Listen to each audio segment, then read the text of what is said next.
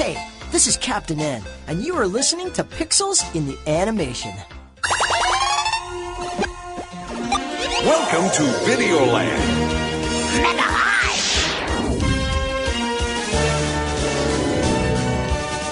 Wake up, Kid Icarus! Welcome to Castlevania. It's Congo Land! Mother Brain will get you, little princess! Princess, the palace is under siege! Behold, the ultimate warp zone.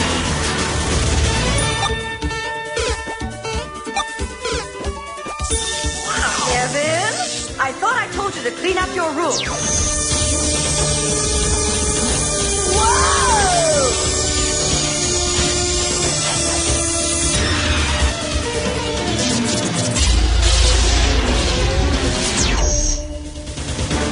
Captain N, the Game Master. Hi, this is Matt Hill, the voice of Captain N, the Game Master, and you are listening to the Geekcast Radio Network.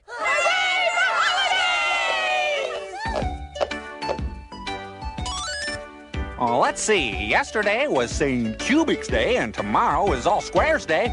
But today is open. Splendid! Then let's declare today her Royal Roundness Day. Hooray for a royal roundness! Hooray for a royal roundness! Hey, it couldn't hurt to hang out for a while. I knew you'd square around. My father used to tell me stories about Tetris when I was a little girl. It's so far from the palace that it never joined the fight against Mother Brain. But aren't you afraid of Mother Brainicus? Who's Mother Brainicus? He doesn't know Mother Brain? Hello and welcome to Pixels in the Animation. I am one of your hosts, TFGN Mike, and joining me is TV's Mr. Neil. I love the Power Glove. It's so bad. Gives a whole new meaning to dirty Nintendo jokes of the 80s and 90s. Yeah. Yeah. Okay, so this is the second Pixels in the Animation interview. The first one we did was with King Hippo, a.k.a. Gary Chalk, and this time we have the captain himself, Captain and the Game Master, Mr. Matt Hill. Hello, Matt. How are you?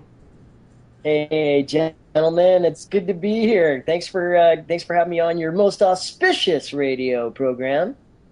Yes, this is very, very awesome. Absolutely. Well, I always do a backflip when, people want to talk to me about what I get to do for a living, and, actually, well, maybe you can help me then, because Captain N, well, that was my first prelay that I ever did. And I believe that was what we recorded that in, like, 1989. We started the first episodes. Oh, wow. Yeah. Put it this way, Aerosmith was recording an album just to, in the studio next door to where we were. So, Oh, wow. David Lee Roth still had hair, and he was kind of cool, Yeah, the funny thing is, you say Aerosmith was in the next room recording an album. Yep. My mom's ex used to be his dry cleaner in Marshfield, Massachusetts. Wow. Yup. Oh, that's when he's like, hey. He used to do the dry cleaning for Joe Perry. Oh, that's brilliant. Absolutely. Was it in the Toxic Twins years, or was it like post Toxic Twins? Man, you'd want. I wouldn't know. I wasn't into Aerosmith at that age. Oh, that's so funny. Oh my god. Well, yeah. I mean, like when we, all that stuff for rock and roll, and so yeah, man, there was many times like that. AC/DC would be like, the intro to Thunderstruck. Yeah. They recorded that in the loading bay, literally right next door to where we recorded Captain Nintendo. So we, through that whole summer, we'd always have to take long extended breaks while they did more drumming. Pause! So before we get started, can you give us the scoop on what is going on in the world of Matt Hill? Any upcoming projects you can reveal? Yeah, actually right now I'm very stoked. We just finished I guess it's about the 2.5 seasons of the new Pac-Man series. And that's on the hub, and I play the school bully named Skibo, so, anybody who's Pac-Man is out there, then just, tune in and I hope you enjoy what we're doing. And then, yeah, I got another show that's just wrapped, and it's actually a preschool show called Kate and Mim Mim. And I play a young little scientist named Tack who has a secret crush on Kate. And then I'm doing a couple more series that are like literally just starting. And it's called Supernoobs. And we start that actually, we're doing, I guess, the first of 26. We start that this week, actually. And then I just finished another pilot that's going to series, but I'm not allowed to talk about that one because, they get us to sign like 2,000 NDAs and all that sort of stuff. But just think, what's the word you use? What happens when you go to sleep at night? What do you usually do in your sleep? Oh, geez. I bet it's Captain N in a really, really weird cartoon version of Enter Sandman. Yeah, dude, you totally just nailed it. Yes, it is. So there you go. I don't have to sign the NDAs anymore because you just guessed it. So yeah, so it's a good thing. But yeah, no, it's been really cool, man. Quite excited. It's obviously I know I'm still doing the right job to contribute to the world because I still do a backflip every time I get a part, and I'm literally just as thrilled now as I was, when I found out that I got Captain N. It's a cool world to be able to play in, Awesome. Yeah. Awesome. Yeah. All right, so let's not Bugs Bunny style, but let's start from the beginning. Where did you grow up? Well, my mom met my dad. No, we don't need any Bruce Willis look who's talking moments. Thank you. Oh, really? No. Okay. Yeah, well, where I grew up it's a town just outside of Vancouver. It's actually North Vancouver. And but I spent my formative years in a place called Tsawwassen. And that's about maybe, I don't know, half an hour, away from the big city, as they say. Yeah, me and my fiance Kate have been living in Kitsilano here for quite a few years, and just enjoying. Well, the summer's in full swing here now. It just started about a week or so ago. So, been in and around. I've lived in different places in Canada and also the States because I also have my work visa. So I also work with an agency out of LA and actually a convention agent out of Texas. So yeah, so I get invited to go to animation conventions and go meet the folks and in fact actually one of the ones I was in Dallas last year, there was a huge Captain N fan. I mean, this guy came out of nowhere and he had all these old blasters and a bunch of gear and cards and all sorts of stuff. It was quite wild. Wow, awesome. Yeah. Now, did you always want to be an actor?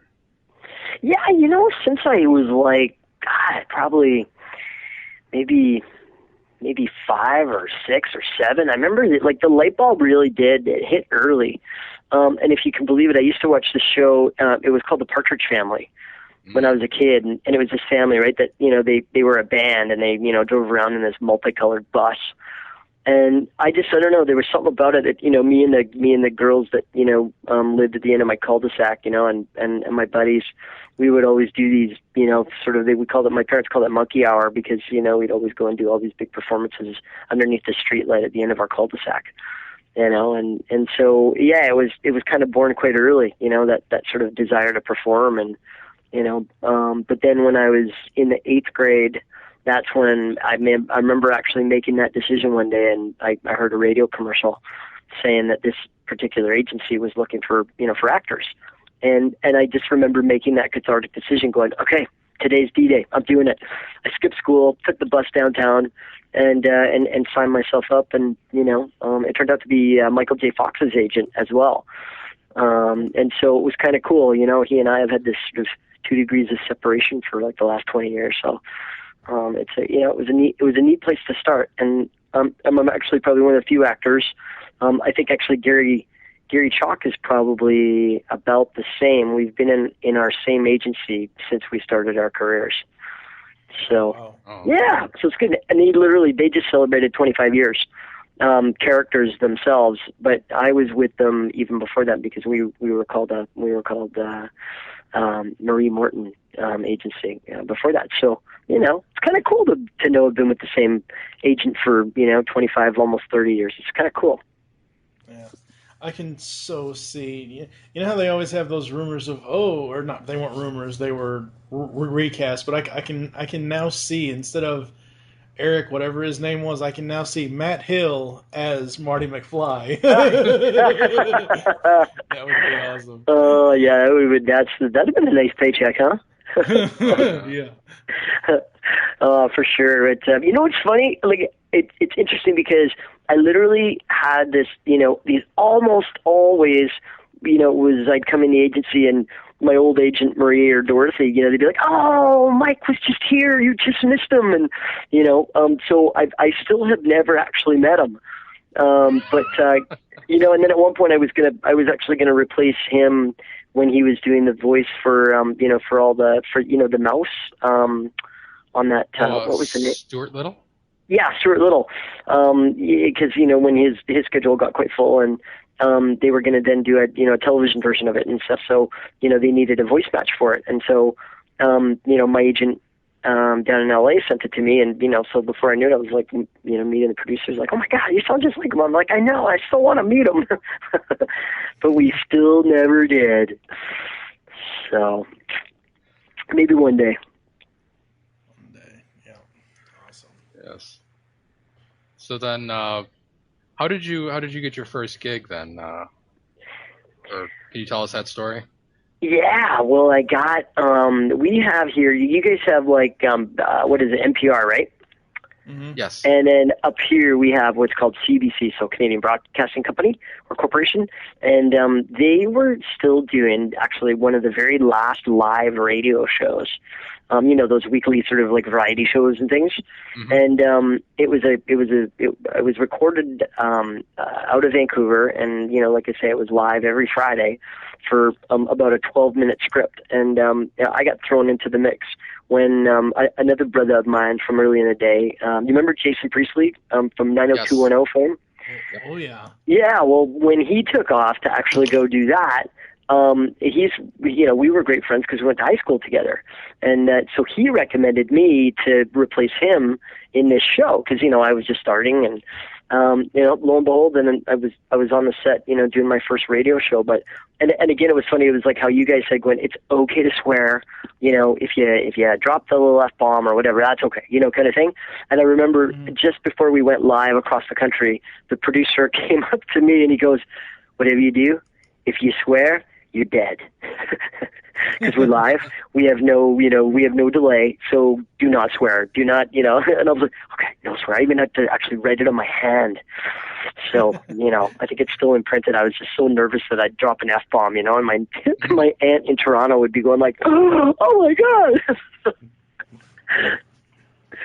So yeah, but that was the start, man, and it was, and it's amazing how just takes sometimes things like that. It's just this catalyst to kind of like just jump you into this, amazing, world. I mean, I knew I wanted to do it. I mean, obviously I wouldn't have skipped school and lied to my parents and, blah, blah, blah. But boy, what a phenomenal way to start, and, I honestly, I can't believe when I'm looking at like over 25 years here now, it's like, wow, it's pretty crazy. Oh, absolutely. Yeah. It's, it's amazing to me going back and looking at a lot of the people that I grew up watching, and it's like, wow, that's a huge career. Yeah. The funny thing about you, and I think I'm going to bring this up later, is I didn't even know certain things about your career. Certain shells you might have been hiding in. Right. So, all right. I think that's foreshadowing, folks. Yes. Speaking of game mastering or mastering the game, what was it like voicing the character that all of us 80s kids, all of us 80s Nintendo's fans wanted to be? Because every kid I knew, including myself, wanted to be Captain and the Game Master. That is so cool, man. Look, thanks. The check's in the mail, guys. I really appreciate that. That's excellent. Everybody wanted to hang out with Venus, But I did too, so that's okay. I mean, come on, the animation model for Lana, that, come on now. And you know what? She's every bit and more. She's even more beautiful than her animated character. I tell you, Venus Terzo is just an angel, and one of my favorite people on the whole planet. It was just so cool because I'm sure Gary sort of intimated a similar thing, because for most of us, that was like the first big prelay that we'd ever done, and so it was like, fly by the seat of your pants and fake it till you make it, but at the same time, just, like run like hell and make sure your vocal cords could do what it was that they were asking us to do, and it was so exciting because in so much of it, we had no idea what the hell we were doing. You know what I mean? All we knew is that we were great actors and actresses. And so that's where I know quickly it's kind of the light bulb went on for me, going like, oh, it's a whole other different kind of acting. I mean, everything's got to come through the vocal cords. It doesn't matter how you look or, you know what I mean? Unless obviously they're drawing the character totally after you, then, hey, look at Kevin, man. I'm hot. So, But it was so magic, and for that to be our first one, and to be quite honest, it was always kind of a dream of mine to always work on a big American show, early on in my career. I mean, before I actually went down and got my agency, in Vancouver, I actually sent a letter. I still can't believe it because my mom, actually, we just cleared out all her house. And I found this letter, believe it or not, that I hand wrote to a guy named Brandon Tartikoff, who was the head of casting at ABC back in the 80s. And, I wrote him a letter and he wrote me back, saying, well, it's really good that you have lots of, enthusiasm, but, the best thing I could probably say is, get lots of experience and, and I'm sure you'll do really well. So good luck with your career kind of thing. Right. And, but that's like, I mean, that meant something to me, man. It was like, because I knew I was playing for keeps. And it was so neat to get a response back. Because, he could have, I mean, who cares? Maybe it was his secretary, but whatever. You know what I mean? Mm-hmm. I just still think that was really cool to get a handwritten letter back from this guy that, I said, hey, I'd love to work with you. I'm going to warn you guys, I go off on little rivulets sometimes, so you got to pull me back. Everybody does. Yeah. Okay, good. All right. Does. I mean, it's it's the effect from now, man. We did an interview with Dan Gilvezan, who was Bumblebee from Transformers G1, and we asked him one question. 15 to 20 minutes later, we ask him another question. So don't worry about it. Oh, that's brilliant. Well, okay, good. Well, if I digress and go way off into, another pond, then just be like, Maddie, come back. So what were the, I usually ask this question a lot because I'm curious, because I know not all voice sessions are the same, but what were the voice sessions like for Captain N? Did you guys... I mean, was it all individual or was it all ensemble? No. We were all a big, massive posse of cast members. I mean, there was God, how many of us? What is this? Like me, Gary, Andrew Cavadas, Mike Donovan, Doug Parker, Venus, Giziano. Yeah, God, there was probably like there's probably 7 or 8 of us. And pretty much everybody had at least one line, in every episode kind of thing, right?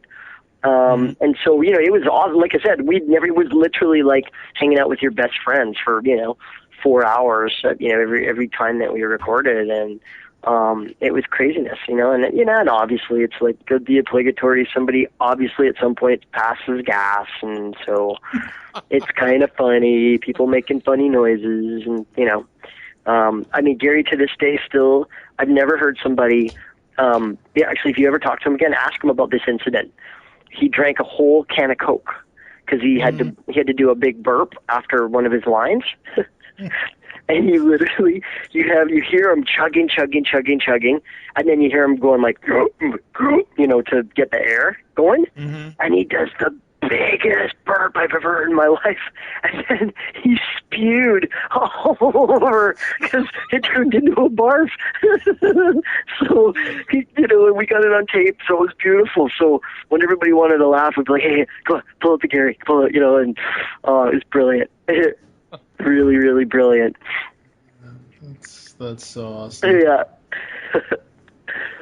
So yeah, I mean, we got our cartoon on, every week that we got to do it, and then second season, like when we started getting directed by Greg Morton, man, that guy is funny.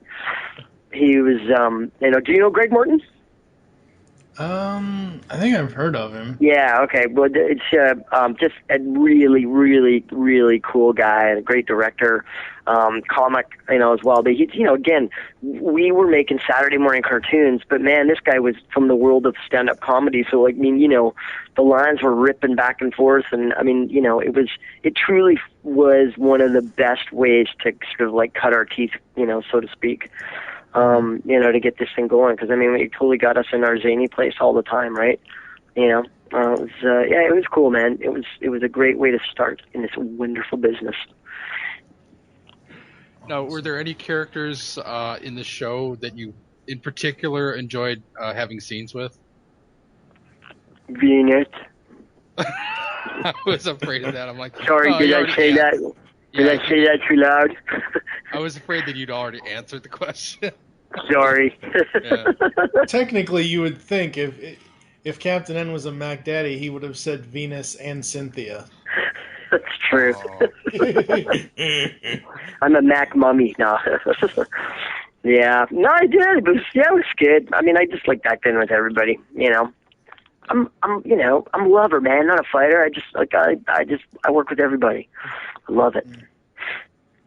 Although I must say, now that we're talking about it, hearing Gary and Mike Donovan, who played Eggplant Lizard, and, so him and Hippo, I mean, God, you guys remember, like, some of their diatribes? You should have heard some of the outtakes. I mean, they go on for like 5 or 10 minutes, and we'd be busting our gut because they'd be just, oh my God.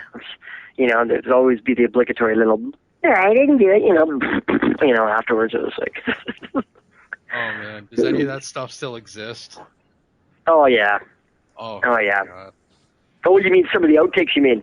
Yeah. Oh God, I know. Wouldn't that be amazing if it did? I have no idea. Probably not. Dude, this was like seriously. Tape was still. We were still doing tape to tape, but like it was just changing. So I mean, this was like man, things were transitioning.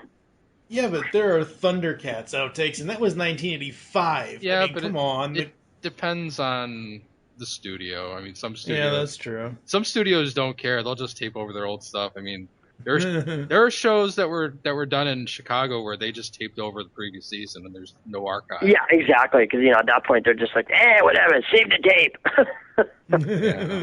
It's So yeah, I mean, I bet you they probably saved it for a while, but I have no idea. Who knows? Maybe one of your listeners has some, Captain N stuff somewhere. And sometimes the stuff that gets rescued, it requires like someone in the studio, like having the courage to, or not the courage, but just recording it on their own time and like making sure it's preserved. Yeah. Someone who wants to take it home and play it for their friends. Yeah.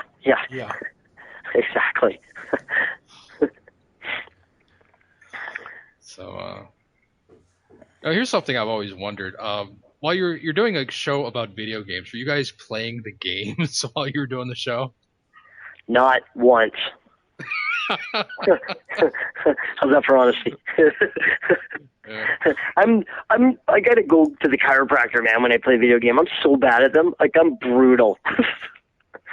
Like, yeah, my hand-eye coordination, I whack myself in the head all the time. That was crazy, So, you remember, what was that one video game? It was called, I think it was called Galaga, yeah. Yeah, what you do would really get going, and you'd have to be just going like, man, if I could have used my feet, I would have been good, but my fingers, they just don't work like that. So, I was pretty much kind of at my limit when Pong got set to like the 3rd level, put it that way. Okay? So when it was like, boom. So, I could have just stuck to that and been a champion. Yeah. But I sure got to play a superhero on TV, though. Yep. I've been saying for years they should get Captain N and put him in Smash Brothers. Oh yeah. Although they'll never do that. No. It'd be bad. Yeah. It'd be bad. Yep, for sure. Yep. All right. Let's switch gears here a little bit. Sure. I was really surprised, and I didn't know this because I didn't recognize your voice, but I didn't realize you were Carlos in Transformers Armada. Oh yeah, man. Yeah. I got to play Carlos for, I don't know how many seasons. I think I can remember how many we did.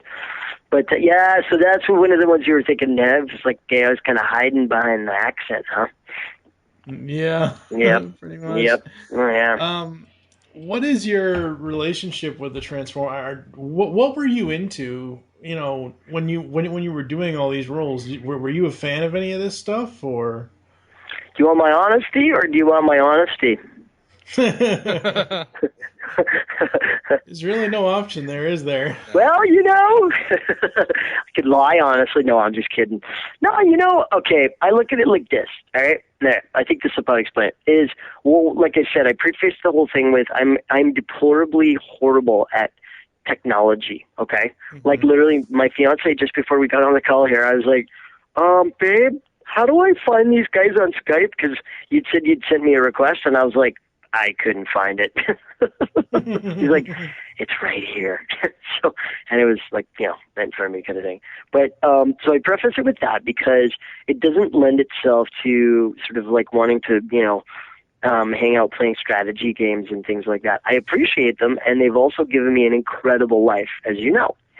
But I much prefer, honest to God, I mean, I've been a runner my whole life, and, Iron Man, and I took about a year and a half off a few years ago and actually ran around North America. Wow. Yeah, I founded or co-founded a tour called Run for One Planet, and we literally ran across Canada and around the perimeter of your fine country, and talked to school kids mainly about how they could make healthy choices for themselves and for the planet.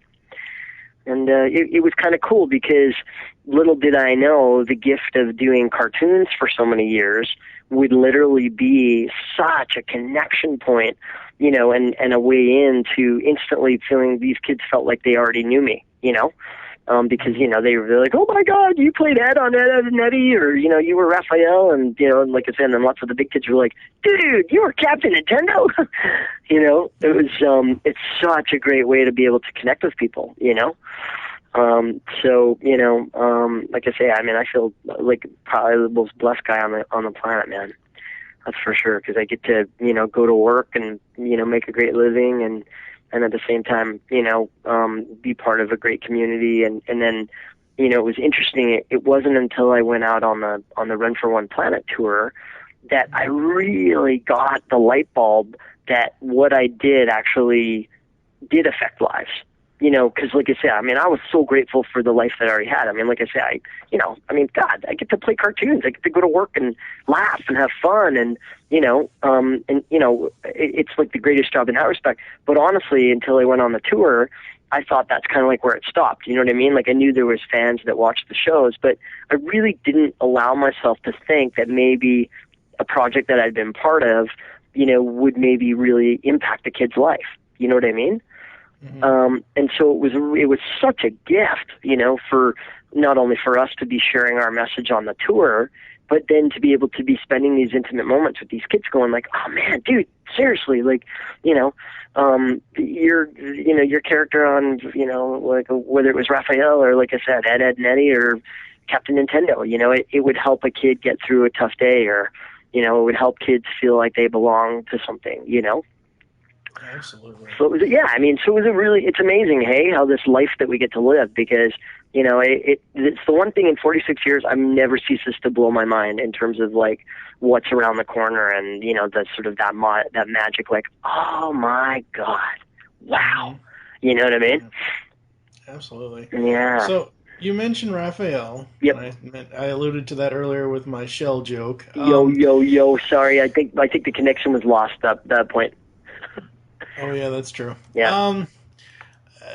The funny thing is, you've been Raph twice. You were the Yes, I suit have. actor. You were the suit actor in the third movie. Yep. And you were the voice of Raph in Ninja Turtles: The Next Mutation. Yes, I was. As someone who worked on the project for Next Mutation, how do you feel about the fan reaction about that show? Because a lot of fans don't. Yeah. It's not your performance. No. It's the show in general that they don't like. Well, no, exactly. I mean, it's funny because originally they asked if I would get back in the suit again and reprise my buddy Raphael.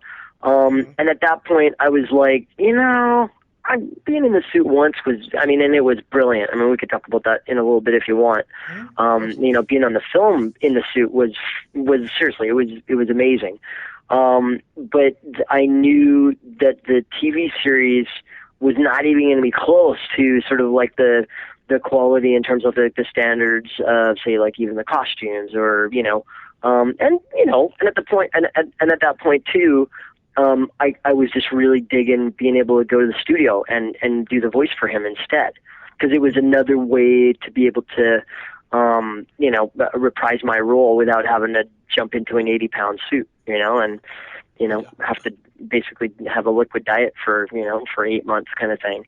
So for me, it was kind of cool, to be able to do it in second, sort of formation as you were. But in terms of the series, it's like, okay, I don't really have too strong of an opinion on it because, honest to God, I mean, it was also 44 episodes for me. That also, obviously, put food on my table and blah, blah, blah, blah, blah. But, in terms of, I can see why why the real hardcore fans would be going like, WTF? Are you kidding me? It was like, I mean, it's, I gotta say, there was a project that came around the pipe about 10 years ago, and it was ABC that were going to be the producers of it. And if you can believe it, guys, it was a Ninja Turtles miniseries that it was going to be the Ninja Turtles 15 years later. So they all were living in New York, but they were all living like not undercover anymore. Like, Mikey had a pizza shop, Raphael, had this babe on his arm, and, and they were like ingrained into like New York life. Right. And, that script for that was freaking brilliant in my eyes. I was so excited, and actually I decided at that point I was going to jump back into the suit and do it again, because it was literally, they were going to shoot it over like 4 months, because it was like a 4-hour miniseries. Mm-hmm. And I was going to get to hang out with some of my heroes. I was going to get to go over to the Jim Henson Creature Shop in London, because we didn't go to the Creature Shop for Ninja Turtles 3. We ended up going to All Effects in Los Angeles. But then for the miniseries, they were going to go back and do that. So there were many things I was like, oh my God, yes, okay, I'm back for something like that. And then a week before I was supposed to fly out and do the costume fitting, the ABC pulled the plug on it, and it was never seen again. So so that was a bit of a bummer, because, like I say, I was excited to jump back in the suit for that sort of like size of quality, if you know what I mean. Because they were definitely going to spend. I mean, as ABC, they were going to spend a lot more money, and and obviously nothing. No offense against the the producers of the Next Mutation, but I mean, come on, let's face it. They were, it was Saban, man. They made tons of television and made $1 billion. And how did they make $1 billion? Because they did it on a really, what's the word? Can you say cheap budget? Shoestring budget would be the PC word, cheap. And I mean, in terms of, it was just like, the one thing I was really grateful was that I trusted my gut on that one and said no, because I know a lot of the guys that ended up being on that show, and there was injuries like all over the place, because again, they weren't paying people properly. They didn't have the right safety things set up. I mean, it was a freaking Ninja Turtle suit, man. You're deaf, dumb, and blind in that thing. But we had handlers all over the place that, on the movie that, and obviously accidents still happened.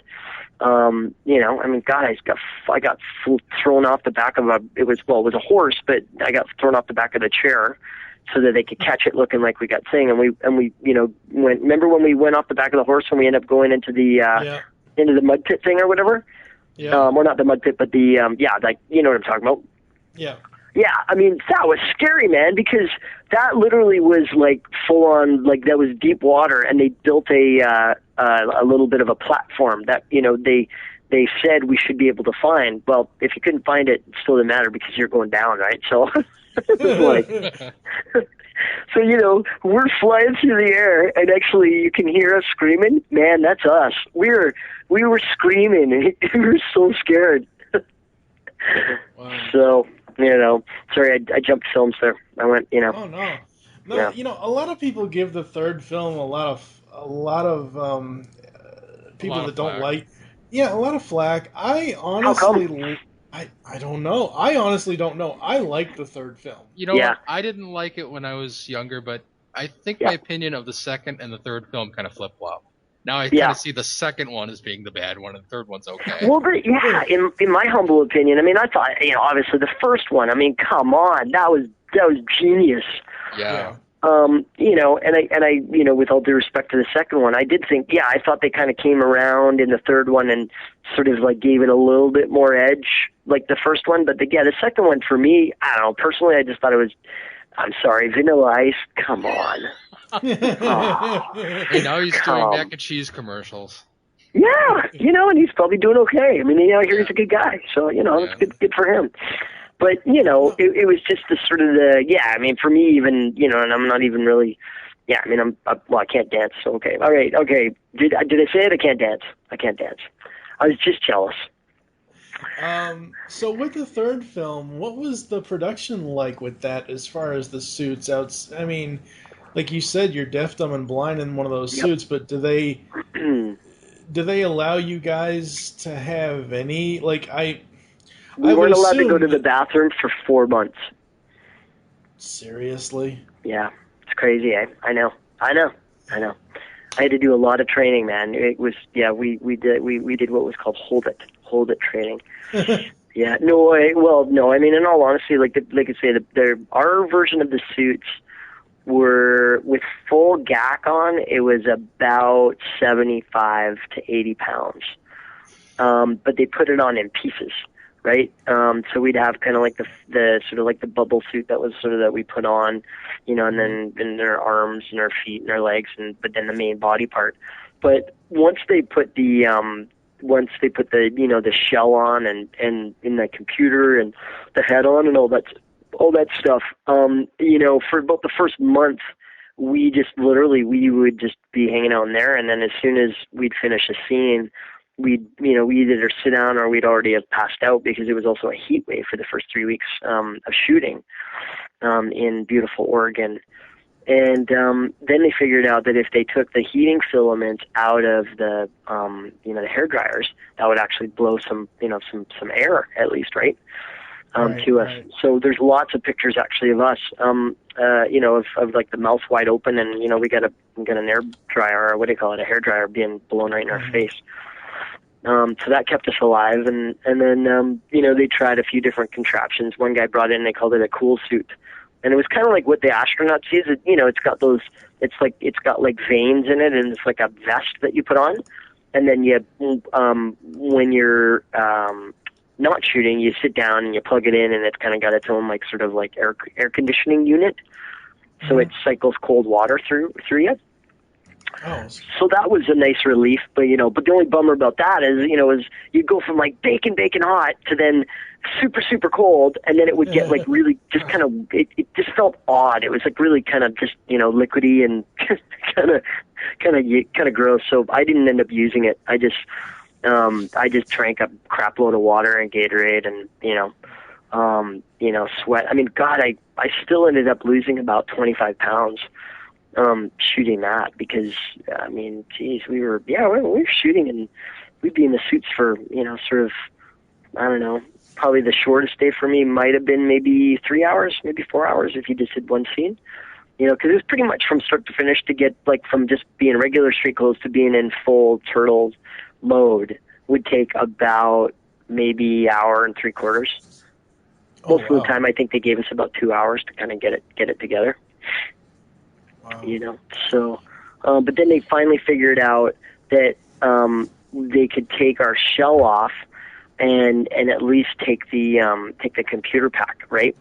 And because in that version, our computer pack was right in our shell, right? So that was, and those, you know, those suckers, man, those are the things that were heavy, you know. And if your head didn't fit properly, man, you'd get I had 2 working heads, and one of them fit like butter, and it was beautiful.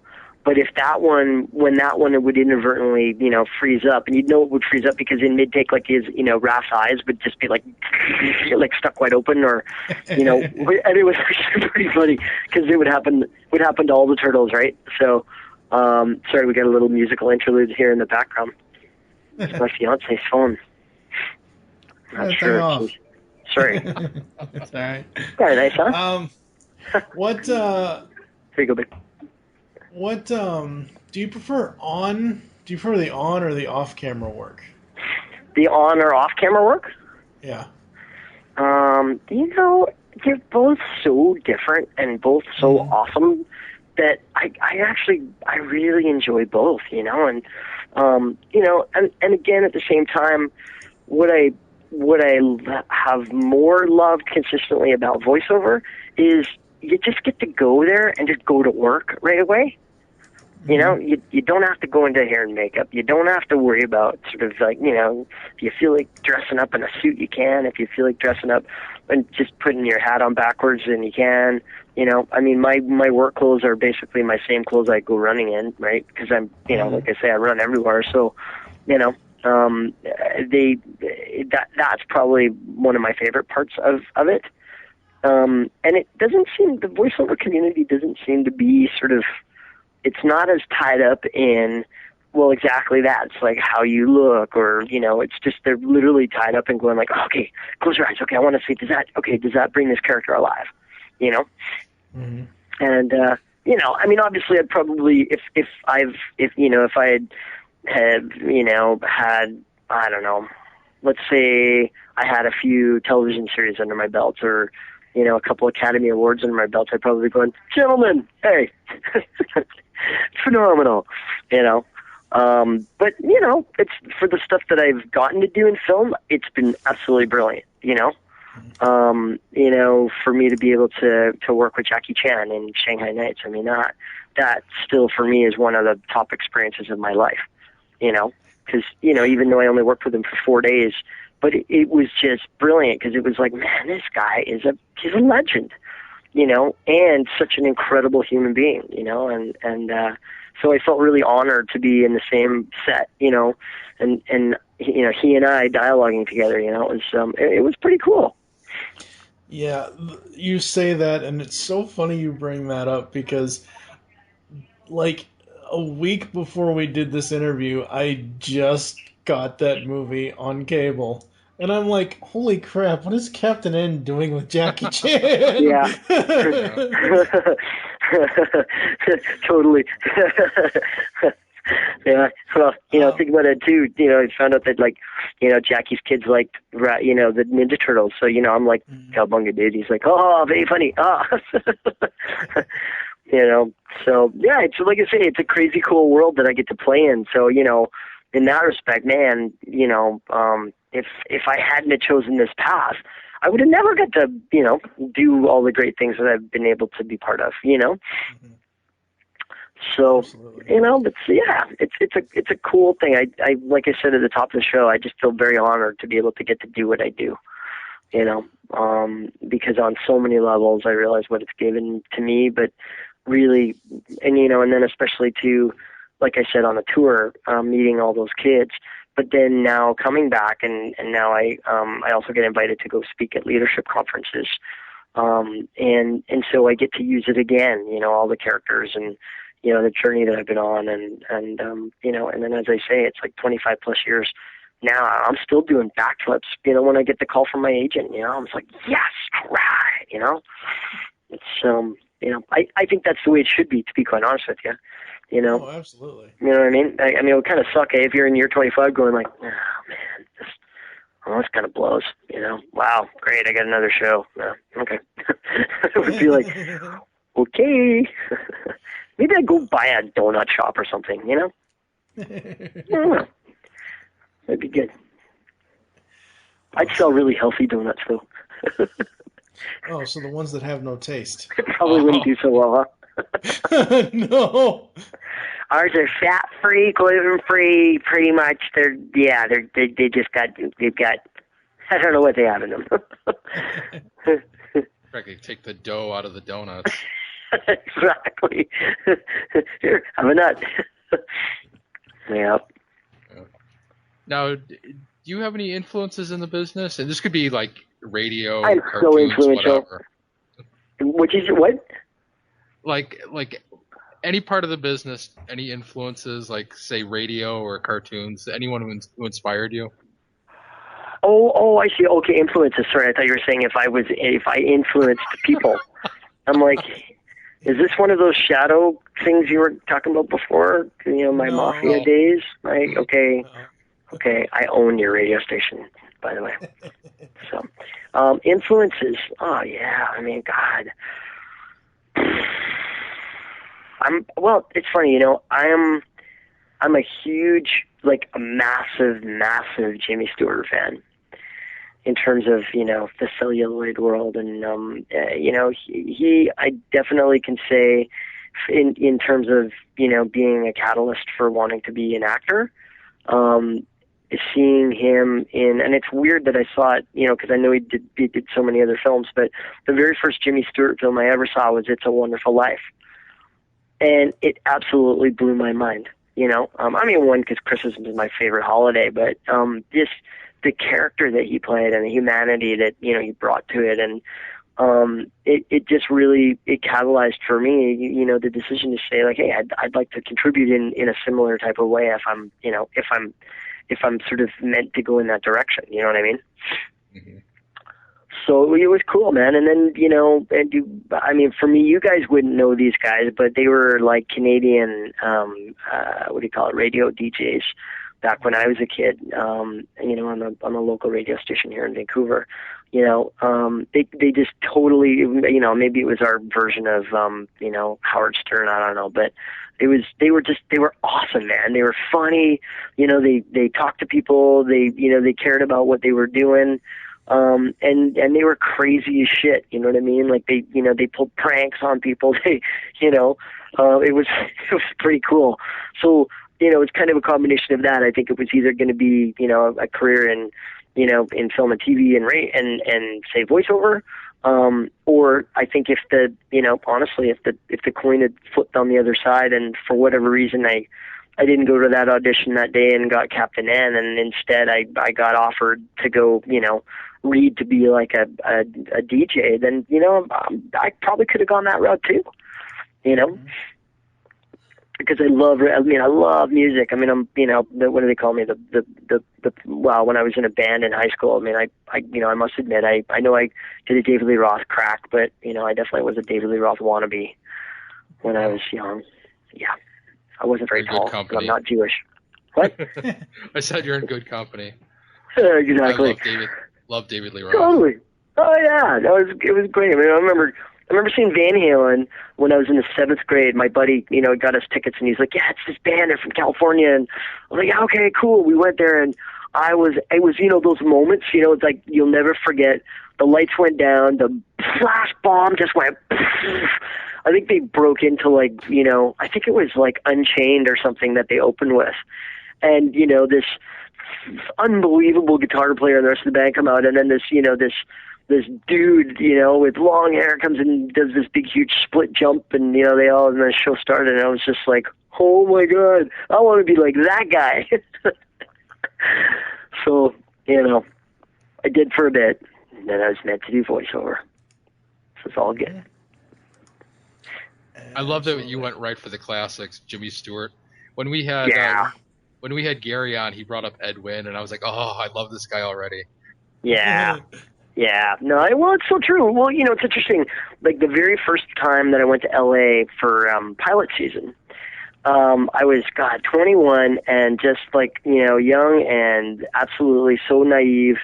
I drove my 1970 Volkswagen van. It was like one of those windowless ones. Had two big honking holes in the floorboards. We froze our butts off, until we got to the middle of California because, I drove down in January. And it was cool because I decided that I was going to go and try and find Jimmy Stewart's house because I really wanted to go pay homage to the guy who had inspired me. But no, you got to understand, this was like literally the summer after we started Captain Nintendo. So by that point, I had my full-on 90s rocker hair. So, I had hair down to my, kind of like midway down my back. Mm-hmm. And when I had a mullet, dudes, it was like curly and badass, right? So it was, picture the guy. I had cut off shirt on, my Volkswagen van that was beat up as all hell. And I'm driving through Beverly Hills because I went and, you buy those Map to the Stars houses. Because, again, being naive Matt Hill, I'm like, oh, okay. Well, I bet you Jimmy Stewart's house is on there, right? And so I'm driving around Beverly Hills, and, all of a sudden you hear this, I look in the rearview mirror, and there's a cop behind me. I was like, oh, shoot, okay. Geez, I wonder if I have a headlight out or a tail light out or something. And, the guy rolls up, and, he gives me one look, and he's like, where are you from? And I was like, oh, I'm from Canada. He goes, driver's license, registration, blah, blah, blah, right? I give it to him. And he's like, do you realize where you are, son? And I was like, yeah, I'm an actor, and it's my first time in L.A., and, and I really was hoping I could go and try and find Jimmy Stewart's house, and he gives me this look like, WTF, kind of like, should I call, backup and take this guy down? But then I think he realized that I was absolutely talking the truth, right? And he's like, why do you want to talk, why do you want to see Jimmy Stewart? And I'm like, well, because he's my inspiration, why I'm down here. I'm down here for my first pilot season, blah, blah, blah, blah, blah. And, I told him about, It's a Wonderful Life and this and that. And he's like, God bless him. It was the Beverly Hills Police Force. I guess it's a private police force or something. And he's like, I'm sure Jimmy would be very appreciative of that, but, I'm sure he's not home today. He's a very busy guy. Why don't we just escort you out of here so that we make sure that, you get on to where you need to go, basically, wink, wink, nudge, nudge, let's go, right, kind of thing. And but it was brilliant because, it was probably from the most honest part of my heart. I truly wanted to just, knock on his door and be like, Merry, Merry Christmas, y'all building alone. So it's, yeah, that's cool. Wow. Did I just go off on I went on a diatribe? That's fine. Hey, that's where the greatness of interviews comes from. Yeah. Are you still doing your speaking and your touring and stuff and all that stuff, or how? I am actually. I'm doing. In fact, tomorrow I'm taking off. I'm doing a keynote at a leadership conference about 4 hours away from here. So speaking to another group of 500 people and sharing my. It's interesting because I talk a lot about the cartoons, and then I talk obviously a lot about the Run for One Planet tour as well. Mm-hmm. So I kind of meld the both together, and hopefully they take something away from it as well. God, now all I can see in my head is you showing up in the Raph suit. Hey kids, I want to talk to you about this today. It's time to set some Ninja Turtle goals, people. Yeah. Well, when we finished Ninja Turtles, like the movie, the Variety Club telethon, right? Mm-hmm. Okay, well, they phoned me, the local, the Vancouver version of it, and the lady was so over the moon that, she was talking to Raphael, and, would I come down and be part of the celebrity panel, answering phones, to take pledges. And I'm like, sure, no problem. Oh my God, I'm totally honored. Thank you so much for asking me. And, so boom, boom, boom, gives me all the details. I go down there about a week later, ready to do my time. She comes rushing up. She's all gushing. She's, oh, great, great, great. So nice to meet you. She's like, okay, the dressing room's over there. How long do you need to get ready? And I'm like, what do you mean? I'm totally ready. I mean, I'm me, right? And she's like, well, don't you have the turtle suit? And I'm like, no. I had to give that back. And she literally was like, I was the parasite from all parasites. She's like, you don't have the turtle suit? And I was like, no, they didn't give it to me. And she was totally disappointed and basically, said, well, we only wanted you because you were going to be in the turtle suit. And, I mean, I get it now, but, because at the time it's kind of silly to be on TV and, like, hi, he's the guy that was in Ninja Turtles, and, it looks like me, and all the kids are like, he doesn't look like Raphael, So, so she said I could still stick around and answer phones, but, I'd be in the back, so, You should have pulled the Captain N card with her. No kidding. Would have been great if you pulled out the Letterman jacket. Do you have one of those? Yeah, I did have a Letterman's jacket for a while. Oh, man. I did. I had this. Yeah, it was badass. Actually, it was pretty cool. I actually just gave it away a few years ago to a charity auction. All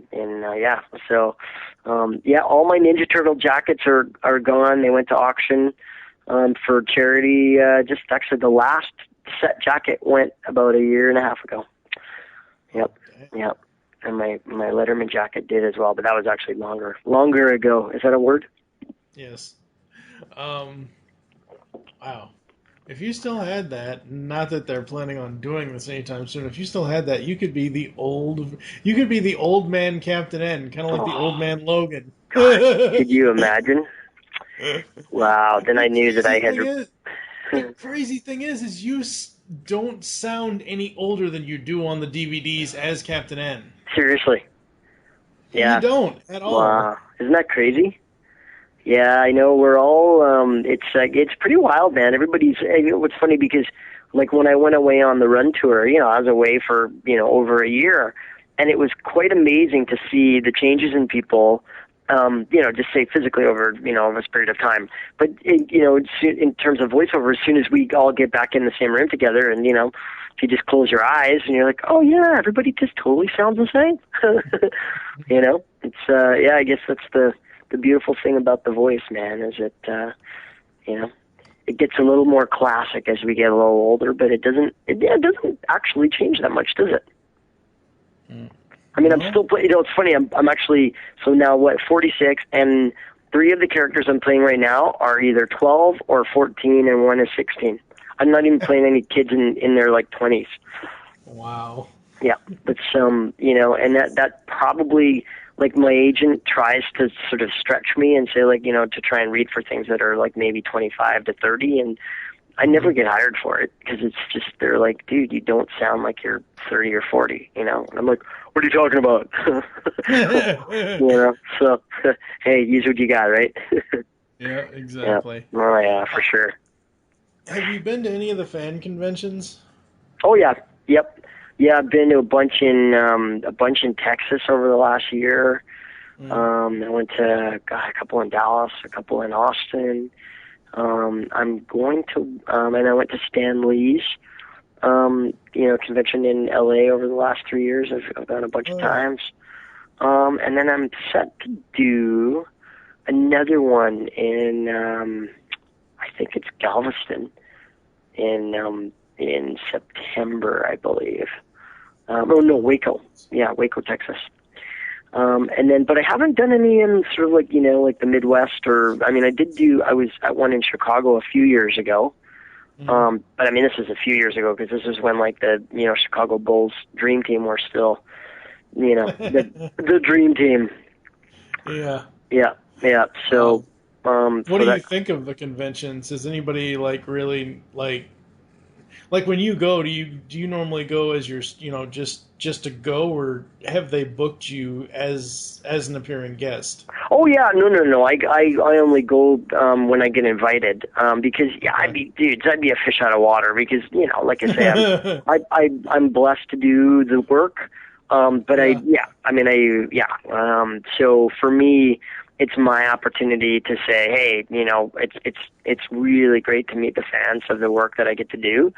So, you know, when I'm there, man, I'm like fully present because it's a pretty full on experience, you know. But you know, it's yeah, I don't know, because it works both ways. I think it's a good thing to be able to be part of because, like, you know, you say, you get to meet the very people who are watching your show, you know. Now, have you met or have you seen the Sega version of Captain N? There's someone on the internet made a Captain S. Yeah. No. I could just see like that being Kevin Keen's arch nemesis. Oh, really? Yeah, just hello, Newman. Oh, hello, Kevin. Yeah. All right. I think that's gonna do it. Do you have anything you want to inform anybody on as far as whether your speaking engagements or your? Yeah, you know, I mean, like I said, I just, you know, want to say to everybody a big yo hey, and you know, like, you know, I don't want to sound cheesy, but literally reach for your dreams and, you know, remember that you were put here to do great things, and you know, it doesn't matter what you do, just put your heart and your soul into it, you know. Take everything one step at a time. You know, if you want to check out what I'm up to in the world, yeah, you could Facebook friend request me, or go to my website, www.matt-hill.com. And yeah, I mean, I'm going to be over the next few months. Like I say, we're starting up on these new cartoons, and I've got a new website that's going to be built in the fall. So look out for that. Maybe that's probably, you know, that'd be a neat way to be able to find out where I'm at, because it's going to be a lot more interactive, you know, in terms of, you know, where I'm at and what I'm doing and all that sort of stuff. Very cool. Very cool. All right. We would like to thank Mr. Hill for taking the time to chat with us here in the latest Pixels the Animation interview. We'll ask you to hold the line. You guys are great. And we'll be back after this.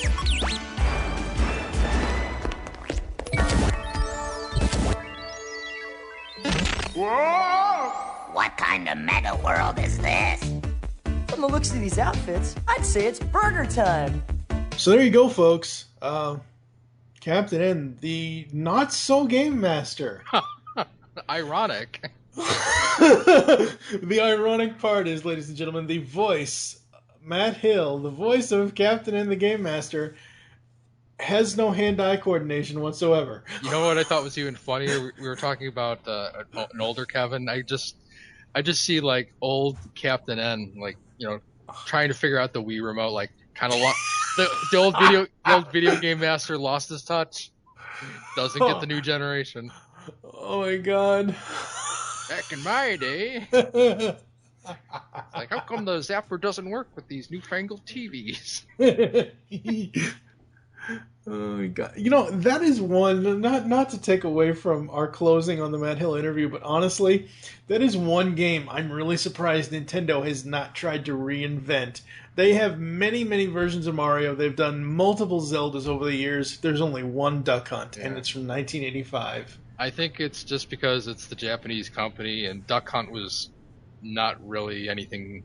It was like a conversion of like an old it started out as like a toy, and they just converted it into a video game, and to Japan it's nothing, but to us it was the game that came with Mario. Yep. And it's so weird because they did it in 3 different versions, right? They did it as the game that came with Mario, and then they did 2 separate cartridges for each of the games, didn't they? Yeah, it started out as like one of the pack-ins, because the original set had the stupid robot, but it also had Duck Hunt. And then Super Mario Brothers was released. See, the thing is, Super Mario Brothers wasn't a launch title. It came out in like either December or January of 85, 86. And so, you know, when they got Mario, they were like, well, let's pack it in, and they just teamed it up with Duck Hunt. Mm-hmm. Absolutely. Yeah. But no, talking with him, and like I said in the interview, I swear to God, I didn't expect I expected him to have to put on the voice of Captain N. Like, take Frank Welker.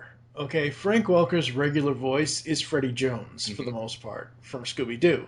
So he has to put on his Megatron voice. I so totally did not expect Matt's voice to be Captain N. And like I said in the interview, he does not sound like he's 46 years old at all. No. And he doesn't sound like he's Canadian either, because he sounds like that California Yeah, he's got the California, but I heard him slip into Canadian a couple times. Yeah. Don't you know? Yeah, don't you know? So, all right, that's going to do it for this interview of Matt Hill here on Pixels the Animation. Coming up next on the show, we start the Adventures of Super Mario Bros. 3 era. Yay. Sort of. I'll give it this. Of the 3 Mario cartoons, it is the best. Well, at least you're saying something positive. Yeah. And I'll have more about that when we actually do the show. But yes, exactly. All right. Help us find the Pixels in the Animation, and we will catch you next time. You too, Duke. And as for you, you may have helped me win the battle, but the war is far from over.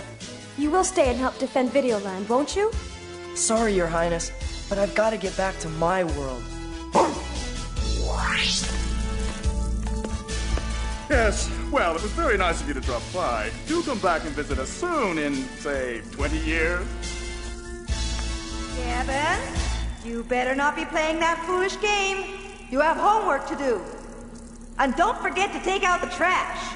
On second thought, I guess I could stay just a little while longer.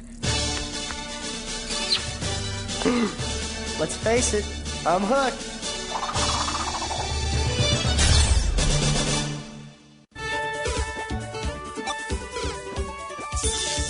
Kevin, I thought I told you to clean up your room.